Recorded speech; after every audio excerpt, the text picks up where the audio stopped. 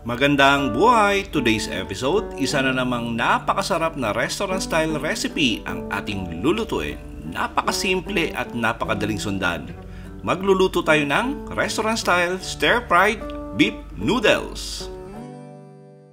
Magpainit lang ng konting mantika sa ating kawali, tapos gisa muna natin yung ating luya. At yung luya natin ay hiniwa lang natin ng pinong-pino. Mga 10 seconds nating igisa, sunod na natin yung ating bawang. Yung bawang natin ay hiniwa rin natin ng medyo pino. 10 segundo rin. Tapos lagay na rin natin yung ating sibuyas. At yung sibuyas natin ay hiniwa natin ng maliliit yan na dice. Sangkot siya natin for another 1 minute hanggang maging translucent yung sibuyas natin at maging light brown yung ating bawang at yung naaamoy nyo na yung bango nito. Naglagay ako rito ng star anise, mga 2 piraso lang kasi napakatapang ng aroma ng ating star anise.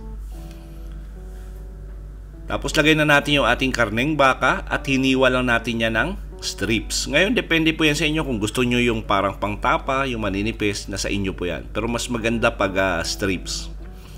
Gagawin natin dito, sangkot siya natin or gisa natin yung ating karne hanggang maging brown, siguro mga 10 to 12 minutes.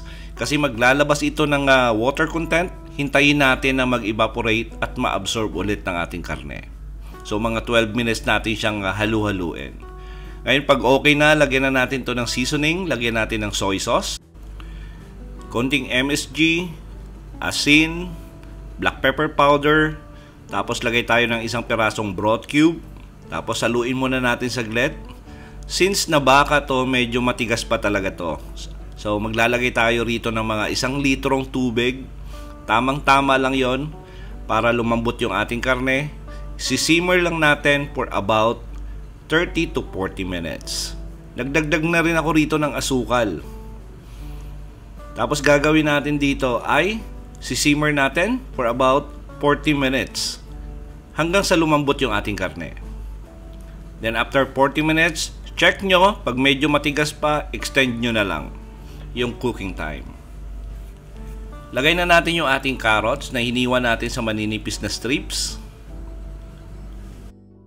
Tapos lagay na rin natin yung ating egg noodles. At yung egg noodles na nabili ko ay boiled na yan. Pero kung nakabili kayo ng hilaw pa, I suggest na pakuluan nyo muna ng mga 2 minutes.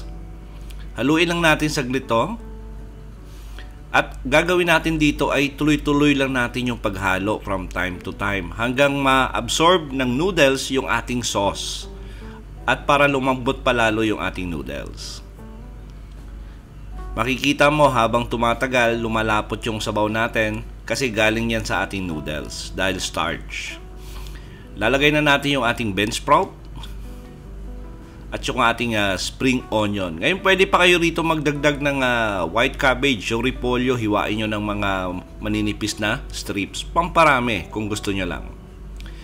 Tapos gagawin natin dito, hinalo lang natin mga for another 1 minute. Gusto natin na medyo half cook lang yung ating bean sprout at saka yung ating spring onion.